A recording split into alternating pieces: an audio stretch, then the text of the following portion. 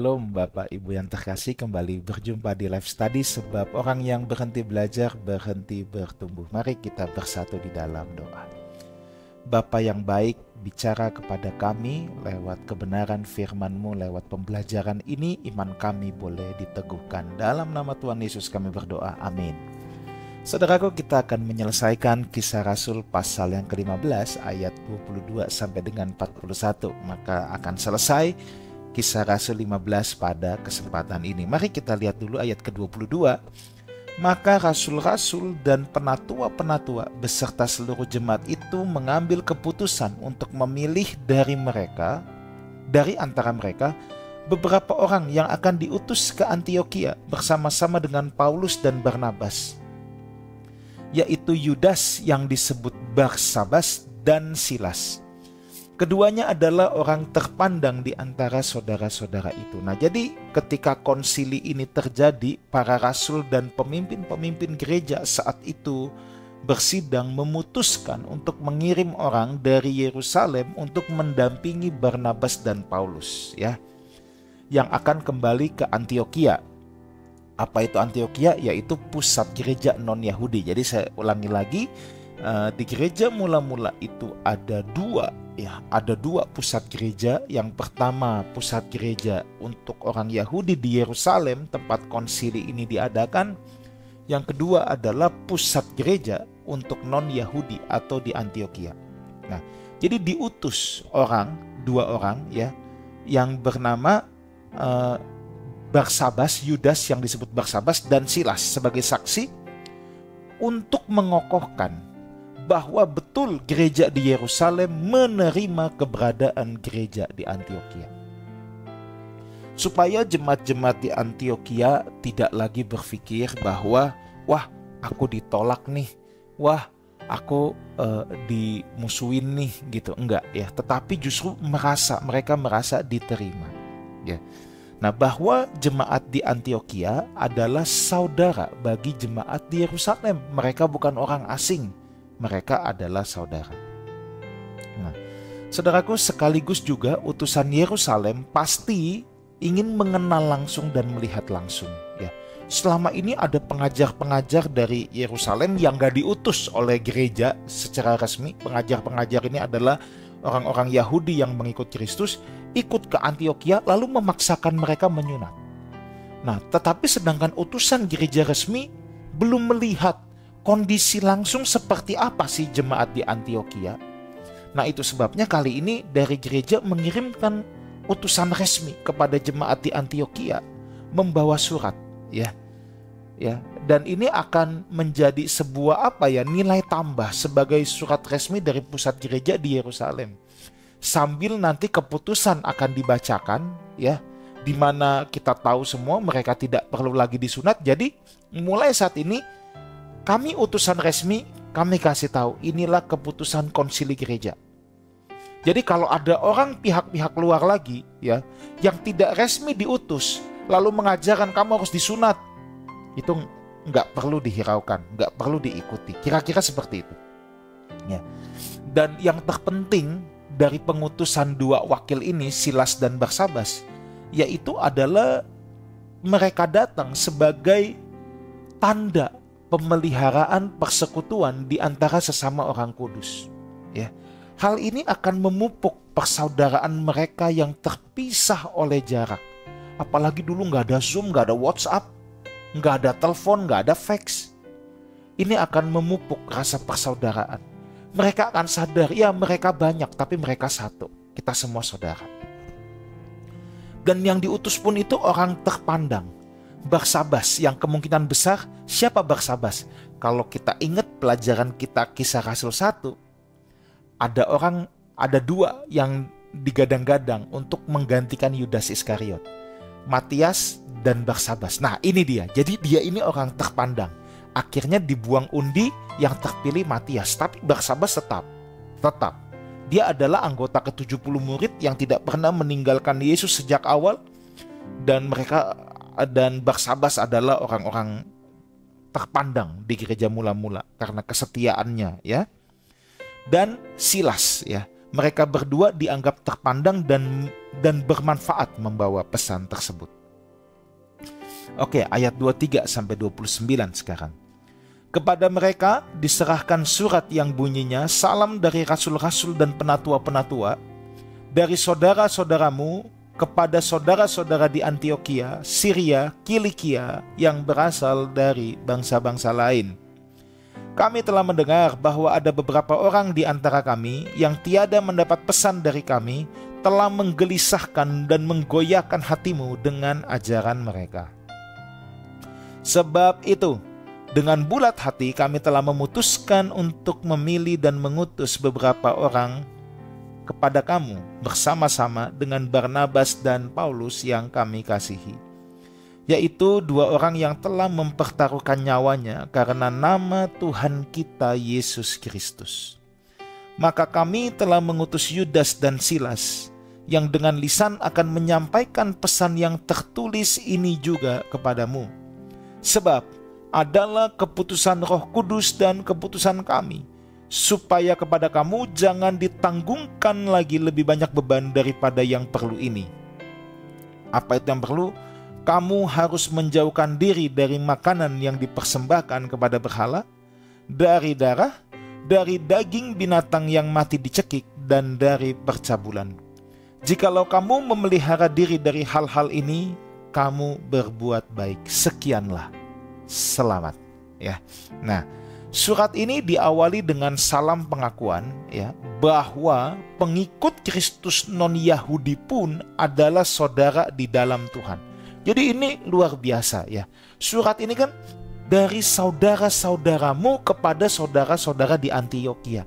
Tidak pernah dalam sejarah bangsa Yahudi mau mengakui bangsa yang non-Yahudi sebagai saudara. Ingat, Petrus waktu disuruh ke rumah Kornelius, masuk ke rumah pun haram, boro-boro mengakui sebagai saudara.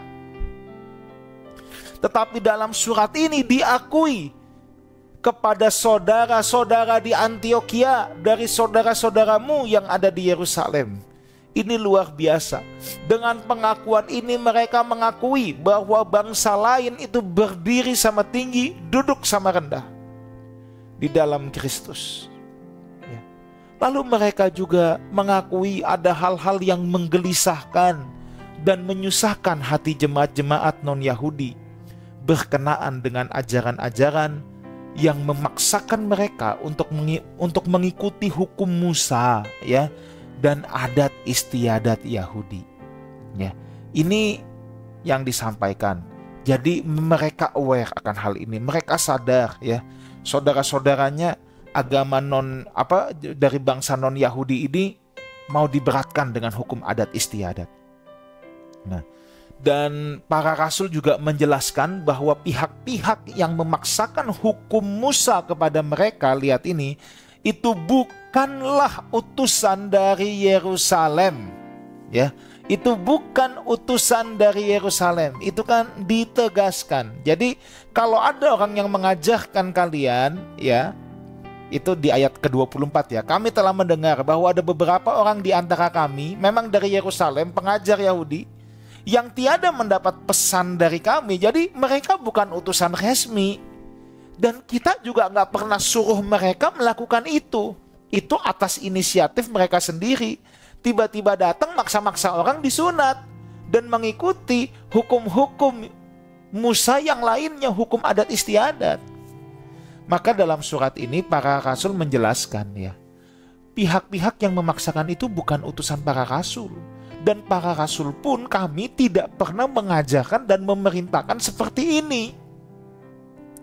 Oleh karena itu, gereja Yerusalem mengutus dua orang penting yang telah teruji, mempertaruhkan nyawanya karena nama Kristus, yaitu Barnabas dan Silas. Dan mereka yang akan langsung membacakan pesan hasil konsili di Yerusalem. Nah, tetapi ada satu ayat penting sekali, saudara, ya. Ada satu ayat penting sekali, ya. Yaitu ayat 28. Ini adalah prinsip yang sangat penting, prinsip konsili. Sebab adalah keputusan Roh Kudus dan keputusan kami, supaya kepada kamu jangan ditanggungkan lebih banyak beban daripada yang perlu ini. Coba digarisbawahi kata ini. Sebab oleh keputusan Roh Kudus dan keputusan kami. Ini ada 3 hal yang kita harus catat, saudara. Saya akan spend sedikit waktu di sini karena ini sangat penting. Konsili di Yerusalem dihadiri oleh seluruh pemimpin gereja pada saat itu, di mana para rasul Tuhan Yesus langsung juga masih hidup. Dan pada saat itu belum ada perpecahan gereja, gereja masih bersatu. Ini nih prinsip konsili. Ya. Yang kedua, prinsip dari hasil keputusan konsili adalah ini.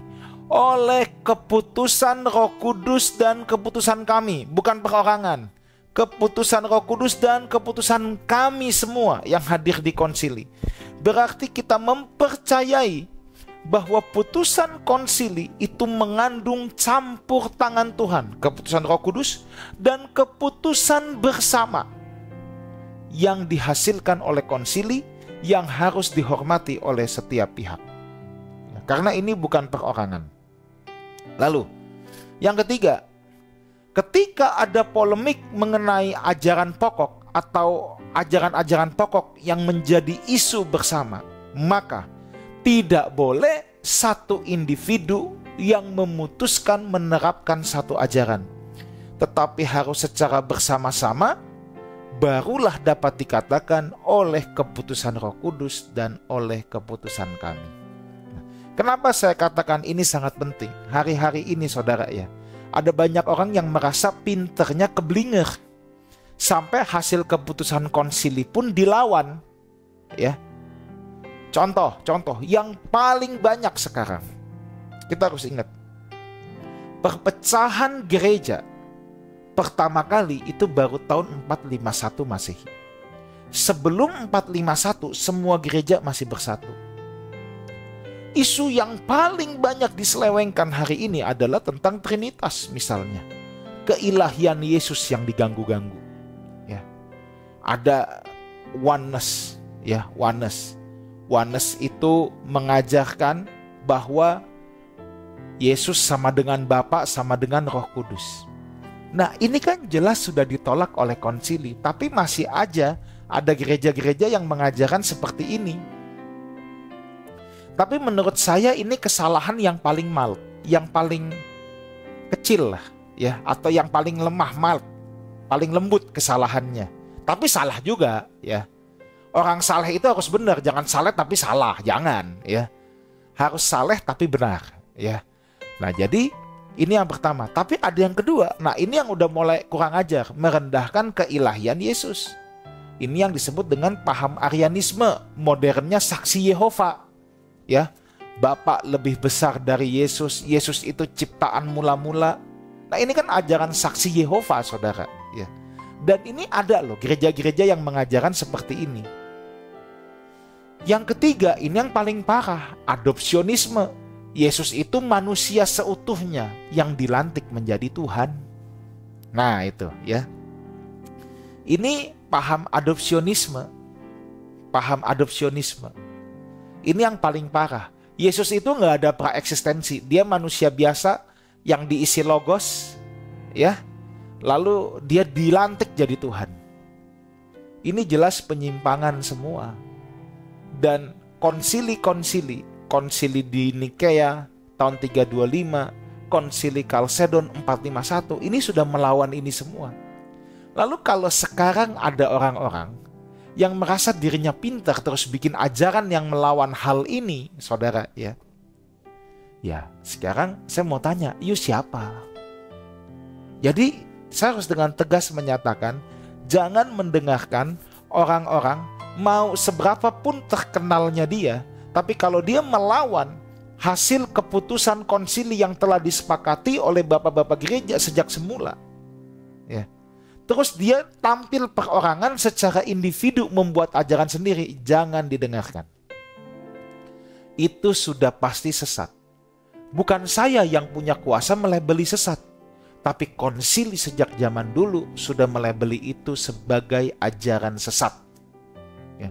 Dan ajaran sesat di muka bumi ini tidak ada yang baru. Maka oleh keputusan Roh Kudus dan keputusan kami, sekali lagi tidak ada satu individu pun yang boleh membuat satu ajaran pokok.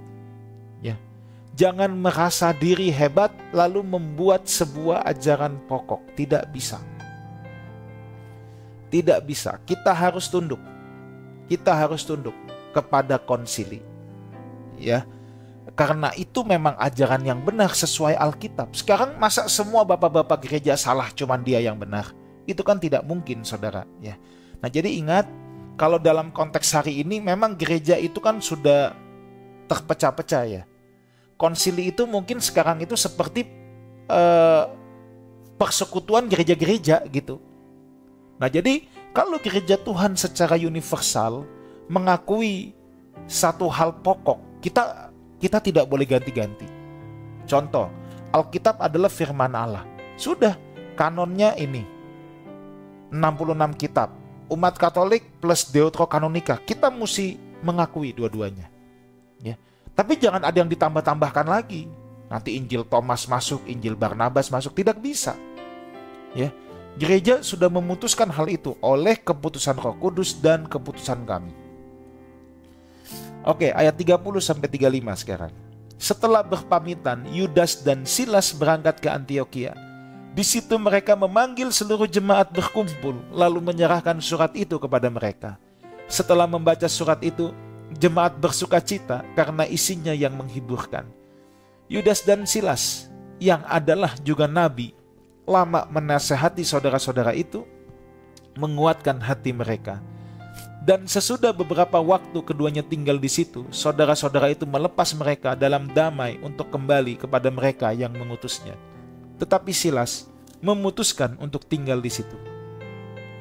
Paulus dan Barnabas tinggal beberapa lama di Antiokhia.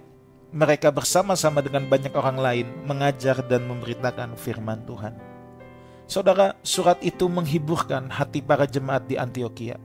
Mereka benar-benar merasa diterima sebagai saudara. Inilah kekristenan yang sejati. Persaudaraan kita bukan lagi karena suku, bangsa, bahasa, dan ras. Persaudaraan kita satu, diikat oleh darah Tuhan Yesus Kristus yang dicurahkan di atas kayu salib. Itulah yang menyebabkan kita semua saudara. Dari suku, bangsa, bahasa apapun, kita semua saudara-saudara oleh darah Kristus. Toleransi dipraktekkan di sini, bahwa ada hal mutlak yang memang tidak boleh dilakukan, yaitu percabulan. Tapi juga ada yang berbau adat istiadat. Ya, contohnya makanan yang dipersembahkan berhala, makan darah, dan makan binatang yang mati dicekik. Memang ini bertalian dengan hukum Nuh. Ya, nah bagaimana sikap kita? Nah sebenarnya ini di kemudian hari, kalau saudara lihat, misalnya contohnya gini, makanan yang dipersembahkan di berhala. Nah, kan tiga hal ini sangat dibenci oleh saudara-saudara mereka yang orang Yahudi. Nah, jadi gini, orang-orang Yahudi harus bisa menerima saudara-saudaranya yang tidak disunat. Tapi orang-orang yang tidak bersunat bangsa lain, jagalah sedikit perasaan saudara-saudaramu yang bangsa Yahudi. Ya. Binatang yang mati dicekik, darah, dan persembahan berhala, ini najis sekali. Orang Yahudi benci sekali dengan hal ini. Jagalah sedikit perasaan saudara-saudaramu. Mereka dari kecil diajarkan demikian, untuk najis dengan hal ini. Nah, yuk sikap kita gimana? Toleransi. Pada zaman dulu toleransi. Ya, toleransi. Ya, jangan dimakan.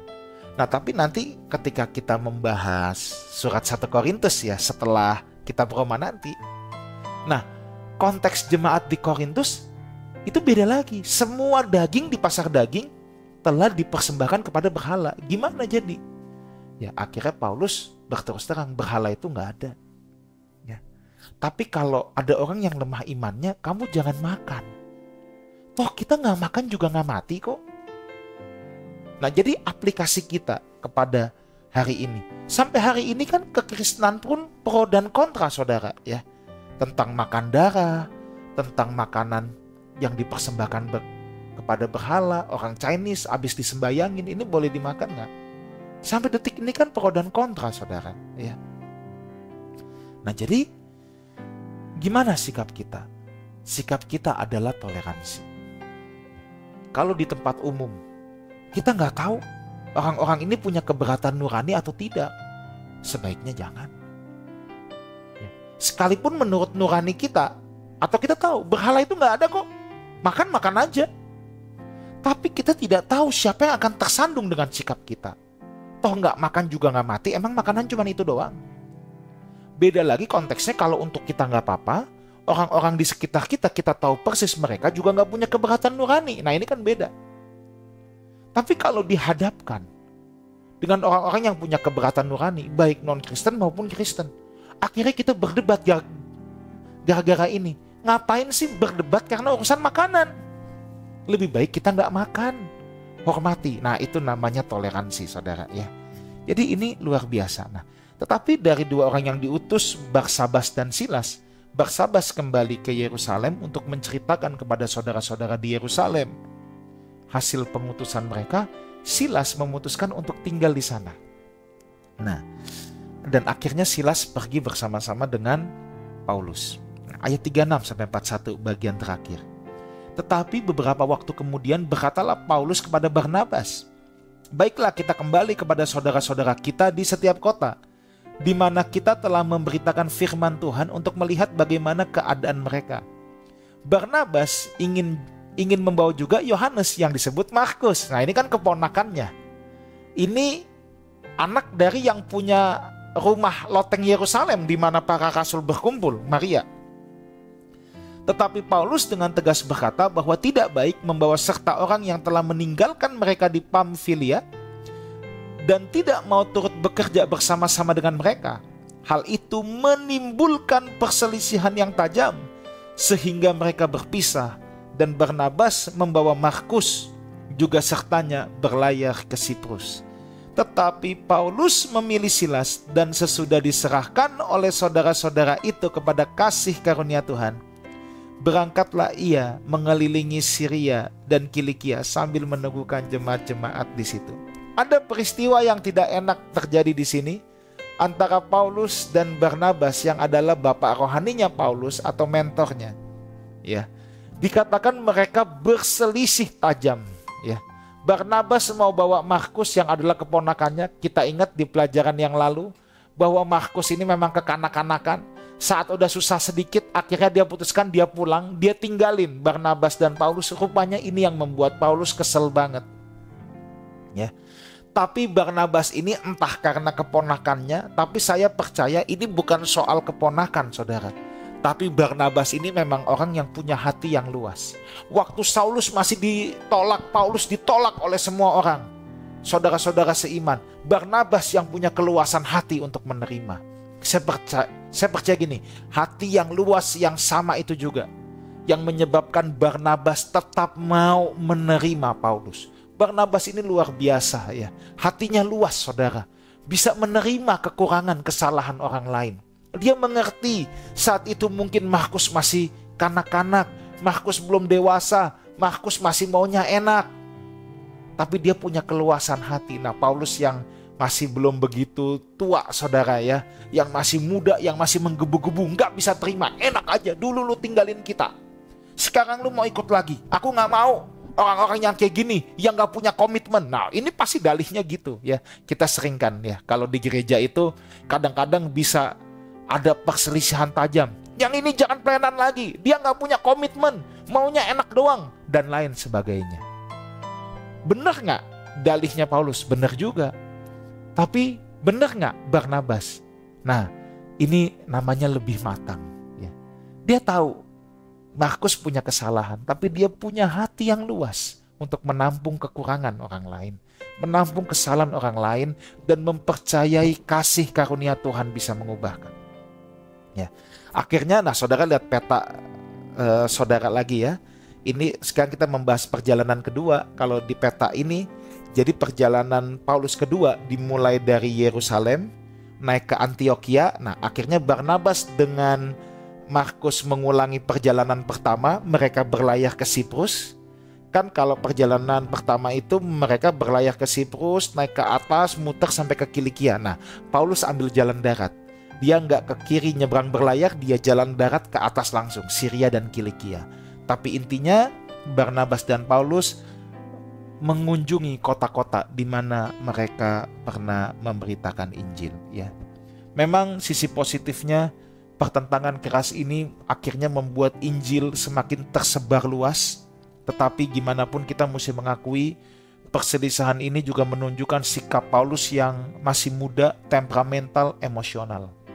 Tapi nanti kalau saudara lihat dalam 2 Timotius 4 ayat yang ke-11, itu kan surat Paulus di masa akhir hidupnya. 2 Timotius itu surat Paulus yang paling terakhir ketika dia dipenjara di Roma menanti hukuman mati. Ya, justru Paulus di masa tua merindukan Markus. Dia bilang sama Timotius, bawalah Markus kepadaku. Dia juga sangat berguna bagiku. Tidak ada dendam di antara mereka. Kadang dalam pelayanan, saudaraku, memang kita perlu hati seperti Barnabas. Kita tahu saudara kita mungkin ada yang kurang komitmen, kurang kesetiaannya untuk sementara waktu. Anggaplah itu sebagai kelemahan mereka yang perlu kita rangkul. Punya hati seluas Barnabas. Ketika Paulus masih ditolak banyak orang, Barnabas juga bisa menerima. Itulah hati Barnabas. Tuhan Yesus menyertai kita semua. Amin. Bapa, terima kasih untuk pelajaran ini. Biar Tuhan sendiri, Roh-Mu yang kudus memateraikan dalam hati setiap kami. Dalam nama Tuhan Yesus kami berdoa. Amin. Saudaraku, sampai jumpa di live study yang akan datang. Sebab orang yang berhenti belajar, berhenti bertumbuh. Amin.